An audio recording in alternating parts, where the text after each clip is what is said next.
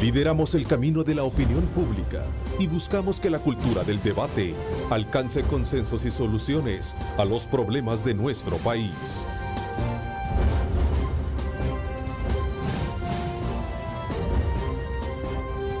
Diálogo con Ernesto López.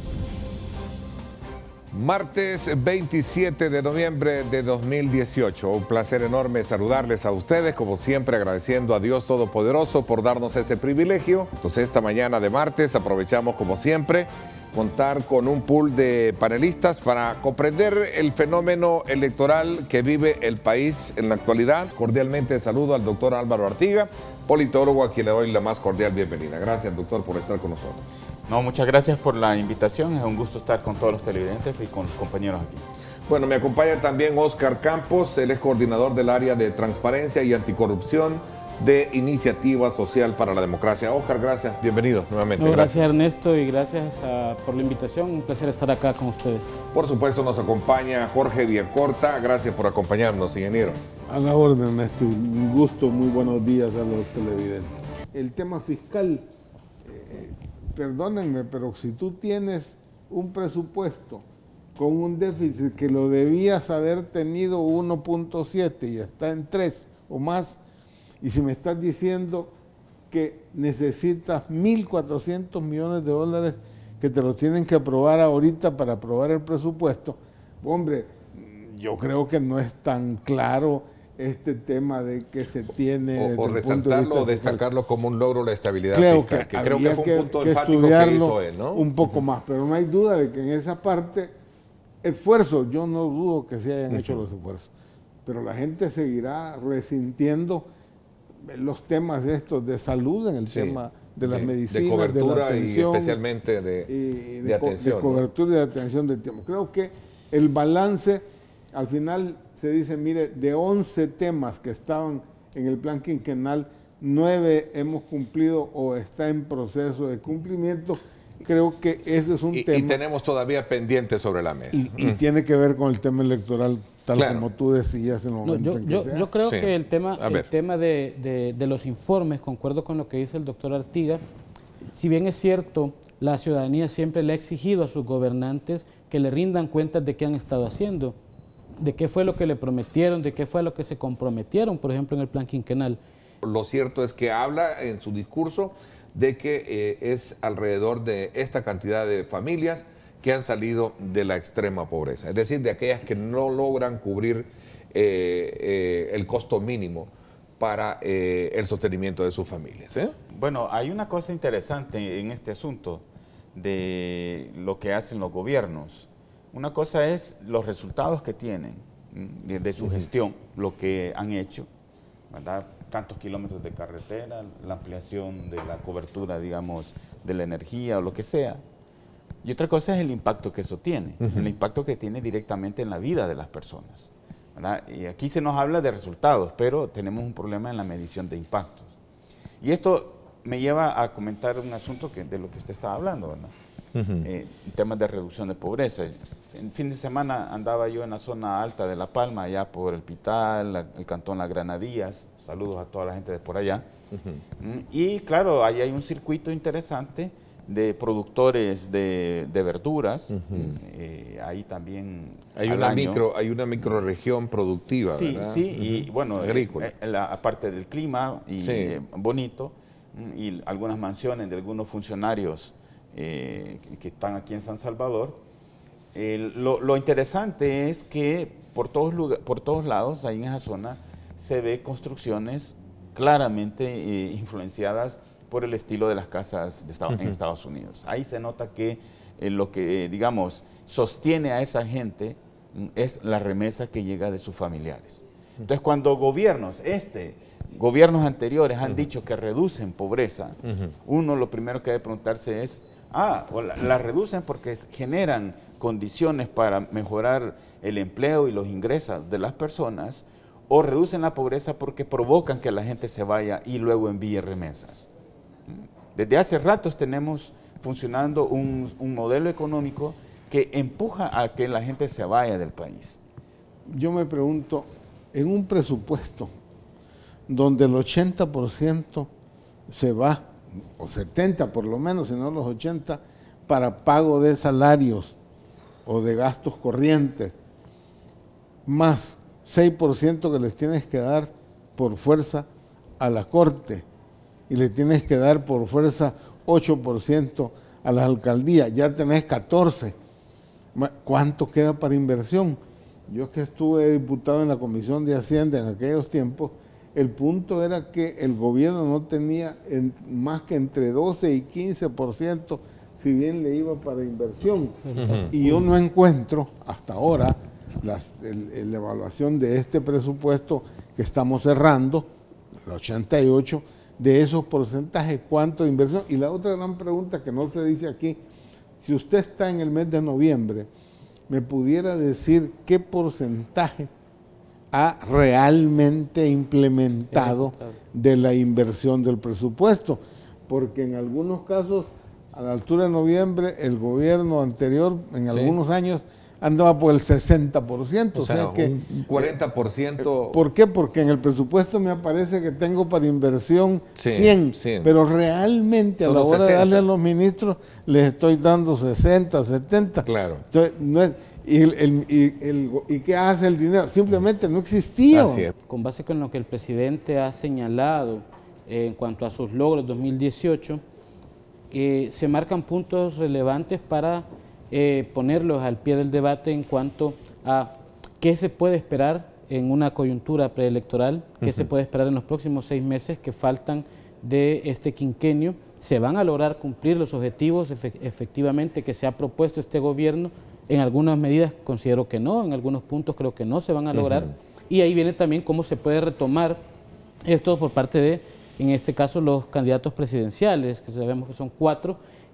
Hasta el momento pues no veo yo ninguno que le siga dando continuidad a algunas de las ideas que da el presidente o que tenía el presidente en su plan quinquenal, salvo Hugo Martínez, quizás por ser del mismo partido político, pero en algunos temas también se trata de distanciar de lo que este gobierno ha hecho, y eso ha sido una práctica que otros gobiernos u otros candidatos también lo han hecho en su momento. Los logros de un gobierno X o los errores y hierros de un gobierno X tratan de ser tomados o tratan de ser desestimados por parte de los candidatos presidenciales. En esa misma ruta aquí, en el informe, dice el periódico que el presidente afirmó que el Fondo Monetario había dicho que la economía salvadoreña marcha bien, que es pujante y que crece en términos reales, superando su potencial como país. O sea, está tan bien que supera el potencial del país. Honestamente, no me parece estar totalmente de acuerdo. O sea, no le creo que los números el crecimiento sigue siendo demasiado reducido, no pasa del 2.3%, y con eso es imposible resolver o enfrentar las demandas económicos sociales que existen. Y el tema del empleo, igual no existe un dato que precise que frente a la demanda de empleo que se genera año con año, porque se incorpora una población a la edad productiva. La candidatura, la fórmula de Gana, esas dos fórmulas insisten en presentar, o más bien, tienen candidatos que fuera del alcalde, que fue alcalde de Neucojatlán y de San Salvador, no tienen, digamos, experiencia en las oficinas públicas.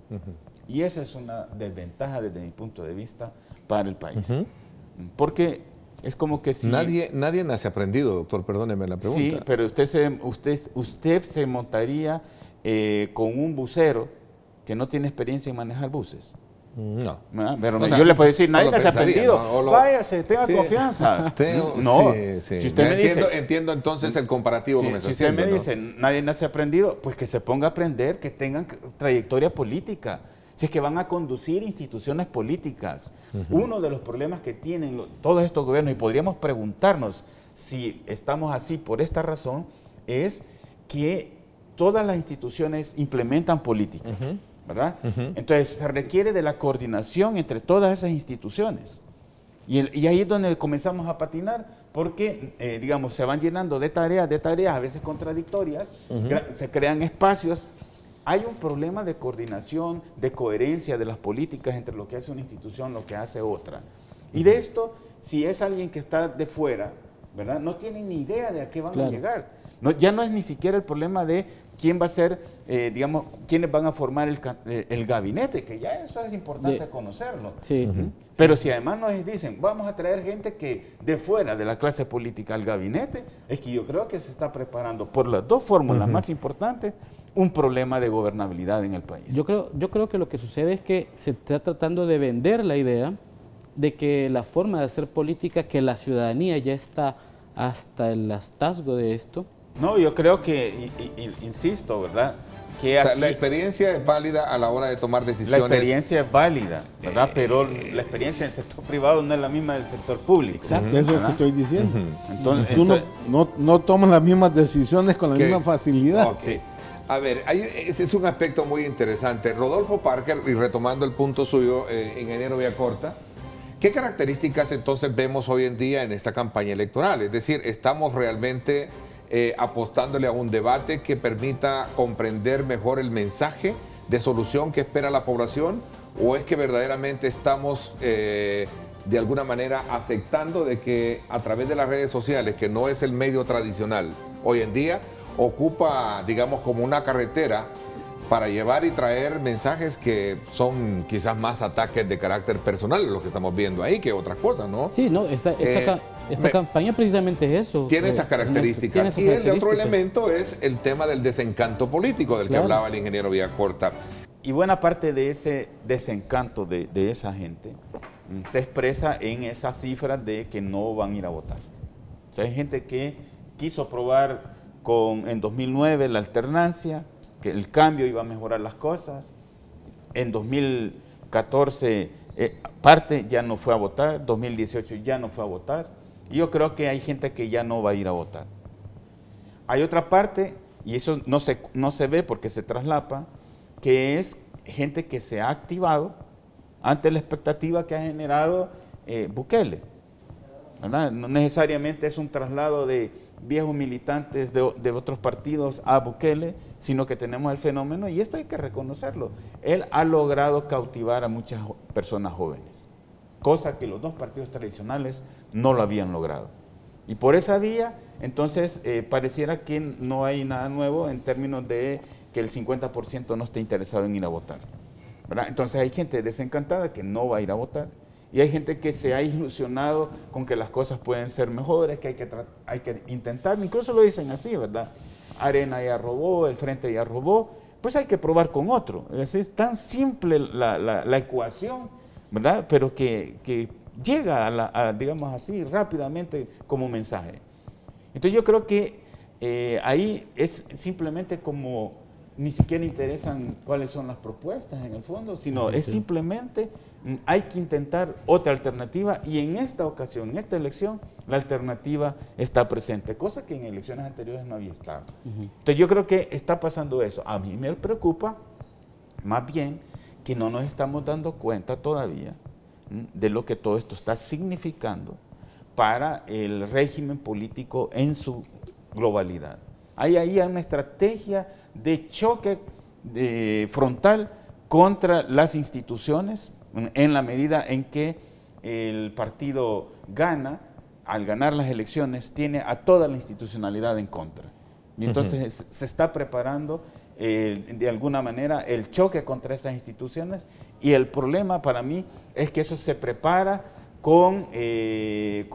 sin que la gente se esté dando cuenta de lo que ha significado un sistema de partido fuerte que ahora ha dejado de ser. En la clase política yo tengo la impresión que también hay esa idea, lo que pasa es que tienen más recursos, ¿verdad? Y entonces no les preocupa un poco lo que hablamos en el espacio. Sí, ¿verdad? Extra cámara. Sí, que no les preocupa, digamos, cuál sea el futuro del país, porque tienen cómo resolver ante una crisis. El problema es que el resto, la mayoría de la población es la que soportaría ese sopapo, ¿verdad?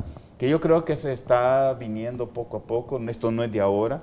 O sea, estos partidos, FMLN y Arena, especialmente las cúpulas, las direcciones de estos partidos, digamos, quizás nunca pensaron que su gestión podía llevarnos a una situación de esta manera.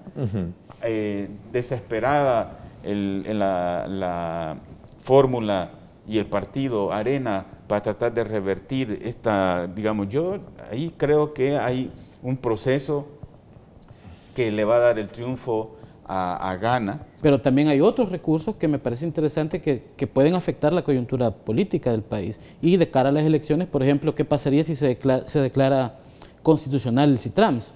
Entonces puede venir Hugo Martínez y hablar con su proyecto de obra pública y tal vez retomar un poco más y ganar un par de puntos en la opinión pública con un proyecto que en aquel momento, del 2014, le dio de la victoria, quieras o no, en buena parte al presidente Sánchez Serén, y que con la declaratoria de admisión y que se permitió el uso de los carriles, le dio también mayor peso a la victoria de Arena en el 2018. Pero ¿y el resultado? Que es la sumatoria de esos votos de coalición más los votos de cada uno de esos. Ese resultado no me aparece. A la hora de ver el acta, ¿a dónde está eso? Sí, entonces resulta que la Junta es quien tiene que decidir cuál es el resultado. Y el resultado es lo que tenemos ahí, que votó la gente en coalición. Sí, pero la sumatoria de esos votos, insisto, de los de coalición, más los de cada partido, el doctor, eso debería estar ahí, porque la autoridad es la Junta receptora de votos. Ninguna de las fórmulas, al menos ahí en el conversatorio y por lo que ha seguido después y lo que escucho yo, tiene conciencia del problema que tenemos planteado en términos institucionales. Ahí, como la gente demanda opiniones sobre qué van a hacer en materia de salud, qué van a hacer en materia de educación, en temas sustantivos, digamos. Y los candidatos en esas circunstancias no van a comprometerse. Vamos desde luego, a despedirnos, como siempre, agradeciendo de ustedes esa fiel sintonía y esa participación. Pásenla bien y, como siempre, recuerden lo más importante, amar a Dios sobre todas las cosas.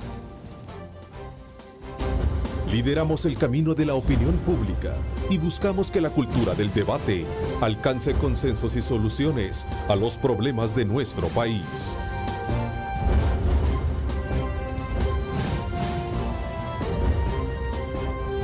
Diálogo con Ernesto López.